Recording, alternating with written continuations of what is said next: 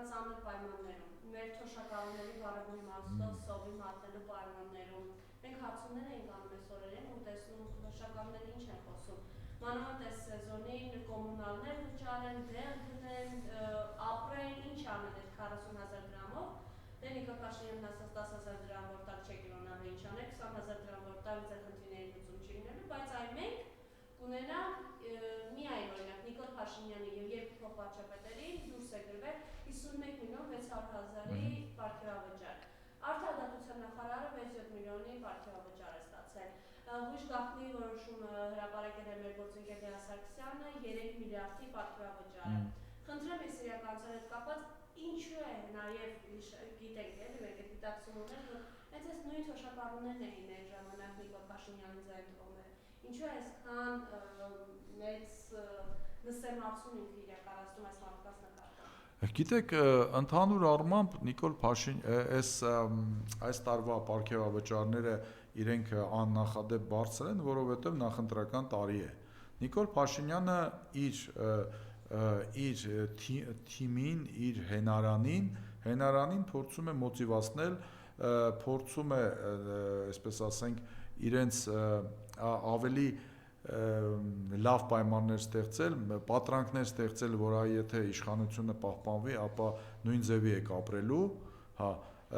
եք ապրելու, ավելի լավ եք ապրելու եւ այլ, այսինքն սա եթե պարզ լեզվով ասենք, սա փաստացի ընտրակաշարքի նման մի բան է պետական համակարգի իր համախոհներին։ Ընդ որում, բայց այս ամեն ինչը այս անգամ արվել է այնքան կացնային, որ հսկայական դժգոհություններ են առաջացել նույն պետական ապարատում, որովհետև պարգևավճարները հիմնականում ստացել են ՔՊ-ամերձ նախարարները, տեղակալները, վարչության պետերը, իսկ օրինակ այն մարդիկ, ովքեր որ իրականում, այսպես ասենք, նախարարություններում կամ գերատեսչություններում ամբողջ աշխատանքը տանում են, ընդ որում շատ դեպքերում աշխատանքի ժամերից դուրս, որովհետև եթե հանկարծ այդ գործը չանեն, ասենք ժամը 7-ին, 8-ին, իրենց սպառնում են, որ իրենց կազատեն եւ գտնեն այլ մարդկանց, որոնք ուզում են աշխատանք գտնել, սա արվել է շատ կացնային եւ հսկայական դժգոհություն կա պետական ապարատում այս առումով։ Ինչպես միշտ իշխանությունը ինչ որ մի բան արել է եւ այդ բանը արել է բավականին այսպես ասենք անմակարդակ մեղմ ասած եւ ես կարծում եմ նույնիսկ այս քայլը բավականին թանկ կարող է նստել իրենց վրա, որովհետեւ իրենք անգամ պետական ապարատում կարող են կորցնել իրենց աջակիցներին ապագա ընտրությունների ժամանակ։ Ինչ վերաբերում է թոշակառուների հետ կապված, ապա գիտեք, ընդհանուր առմամբ իրենք կարծում եմ գտնում են, որ թոշակառուները դա իրենք հիմնականում հիմա համարում են, որ թոշակառուները ոնց էր ուզում է լինել, երևի թե իրենցն են, ամենայն դեպս մինչև հիմա վերլուծությունները ցույց են տվել, որ այսպես ասենք 65+-ը կամ 65+-ը իրենց անալիզներում հիմնականում իրենց համար է քվեարկել։ Ես կարծում եմ իրավիճակը փոխվել է, իրենք դրա մասին չգիտեն, իրենք հիմա փորձում են աշխատել, այսպես ասենք, երիտասարդության վրա եւ քիչ թե շատ միջին տարիքի վրա, որովհետեւ հասկանում են, որ այդտեղ իրենք բավականին թույլ վիճակում են գտնվում։ Իսկ ինչ վերաբերում է նորից եմ ասում, այդ խայտարակ պարգևավճարներին, այդ հսկայական բաներին, պետք չի այստեղ պատճառաբանել, թե պետական համակարգում պետք է անպայման մեծ գումարներ լինեն, որպեսզի մարդիկ ուզենան այդտեղ աշխատել։ Ընդհանուր առմամբ պարգևավճար հասկացությունը հենց այն դեպքերի համար է, երբ մարդիկ լավ են աշխատում։ Այս կառավարությունը, որ փաստացի չունի հաջողություններ, ես կարծում եմ իրենց նույնիսկ աշխատավարձ տալն է պրոբլեմ, աշխատավարձ տալը շատ է ընդհանուր առմամբ, ել չեմ խոսում պարգևավճարներ, բայց նույնիսկ պարգևավճար տալն էլ պետք է կարողանաս իմանաս ոնց անես, որպեսզի հսկայական դժգոհություններ չառաջացնես ընդհանուր առմամբ։ Միշտ էլ այդ պարգևավճարների թեման եղել է թեմա, միշտ եղել է քննարկման, դժգոհությունների առարկա, բայց միշտ էլ բոլոր իշխանությունները կարողացել են որոշակի բալանս պահեն այս ամեն ինչի միջև։ Սա ուղղակիորեն, ասեմ ձեզ, ընտրակաշարք եմ ես համարում, դա իմ կարծիքն է, ընդհանուր առմամբ, եթե չասեմ քաղաքական կոռուպցիայի դրսևորում է առհասարակ։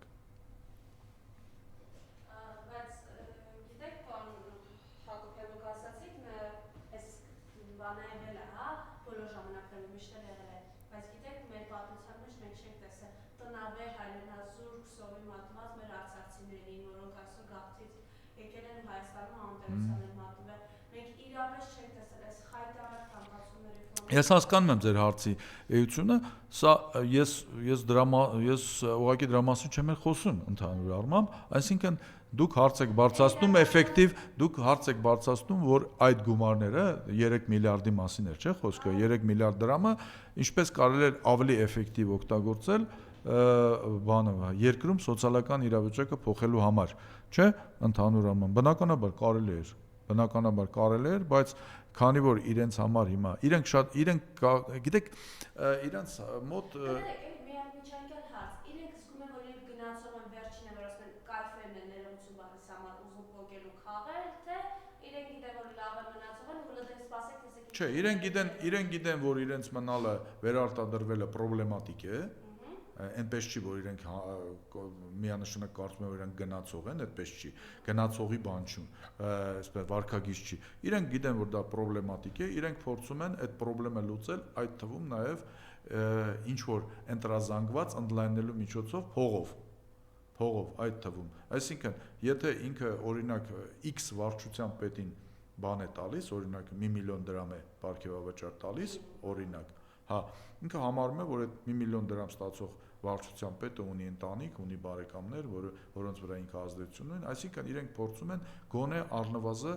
ընդլայնել իրենց էլեկտորալ բազան։ Ժողովրդի վրա ինքը գիտի, որ այլևս չունի ազդեցություն է, այո, ինքը թիրախային է ամեն ինչը։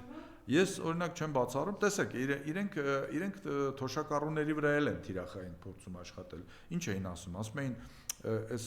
առողջապահության ապահովագրական համակարգը թոշակառուները փաստացի 65+ է, եթե չեմ սխալվում, թե թոշակառուները իրենք բան են անելու, անվճար է լինելու այդ ամեն ինչը ապահովագրությունը։ Սա նույնպես այդ սերիայից է, այսինքն իրենք փորձելու են թիրախային աշխատել ընտրազանգվածի տարբեր սեգմենտների վրա։ Աշխատել ի վերջո այդ բանակի 1.5 տարին սարքելը դա ոնց լայն աշխատանք է, լայն թիրախի վրա, փորձելով աշխատել, այսպես ասենք, ընտանիքների զգացողությունների վրա, ծնողների զգացողությունների վրա։ Մյուս կողմից նորից եմ ասում, թոշակառուների այս թեման,